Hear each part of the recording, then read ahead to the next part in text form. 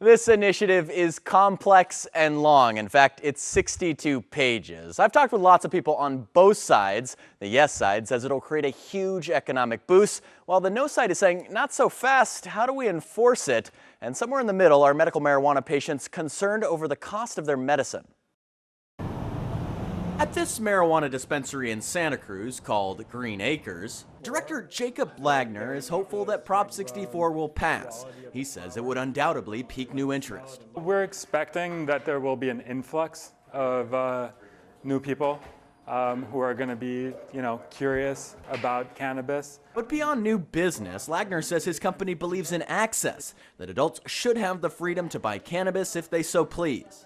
We think that as this is an adult use act, that adults are able to make their own decisions about the use of substances. If it does pass, California's Prop 64 would allow adults 21 or older to possess up to an ounce of marijuana and have at least 6 plants at home. The prop spells out a 15% excise tax. Those are taxes on specific products like gasoline. There would also be a cultivation tax. Then local governments would get their share, imposing possibly even more sales and use taxes. The Yes campaign estimates that this could generate up to $1 billion annually, with some revenues going towards teen drug prevention and treatment and other programs.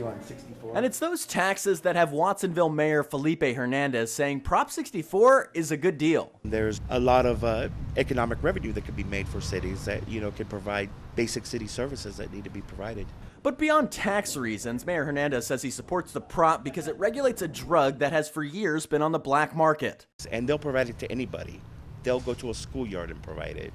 So that's why I think it's important to take it away from the black market, tax it, and regulate it. Many communities across California have expressed concerns over Prop 64. For example, many people say they don't want to see pot shops on every street corner. But the initiative does give the power to local cities and counties to ban the sale of cannabis if they so choose. In the city of Watsonville, Mayor Hernandez says the city is in the process of creating an ordinance to regulate how many cannabis businesses open up. We don't want to have an overproliferation. And I think that we're going to set even more limitation standards to when it comes to dispensaries. In addition to Hernandez, the prop has received support from the Drug Policy Alliance, California Medical Association, and the ACLU of California. But then there's the no side, which includes veteran California Senator Dianne Feinstein, quick to point out several flaws with the prop, including that right now there is no standard DUI test for marijuana. The City Council of Scotts Valley feels so strongly against Prop 64 that it voted on a resolution against it. I think it's going to have a dramatic negative effect on our safety on the streets. And even though a portion of the revenue generated from the prop would go to training law enforcement to recognize driving under the influence of drugs, Mayor Donna Lind says not having that DUI test would make driving enforcement almost impossible.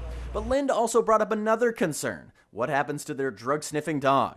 Our canine is trained to sniff drugs, but we're concerned, what if they sniff drugs, but there's also marijuana? Do they say, well, that search is tainted? I also asked Lind about the economic impact of the prop, but she tells me that public safety is more important to her. I'd rather work harder on economic development in other ways that don't have that negative effect. Lind and the city of Scotts Valley do support medical marijuana, and Police Chief John Weiss says he even knows the medical benefits. But Prop 64, well, Weiss says that could create some problems. I feel like it's opening up Pandora's box. We've heard about the concerns over DUI enforcement. How are we going to manage that? So law enforcement has a lot of concerns about this. Weiss says he knows enforcement is going to be a problem, but beyond that, he says the passage of Prop 64 would send the state of California in the wrong direction. The young people are going to watch their parents and they're going to watch their older brothers and sisters using this drug and think, hey, this is normal, this is fine. And I wonder where that leads to. It certainly doesn't help for achievement. That's part 1 of our series on Prop 64. We'll have part 2 tomorrow, where we will hear about what will happen to medical marijuana if adult use passes in November. Back to you.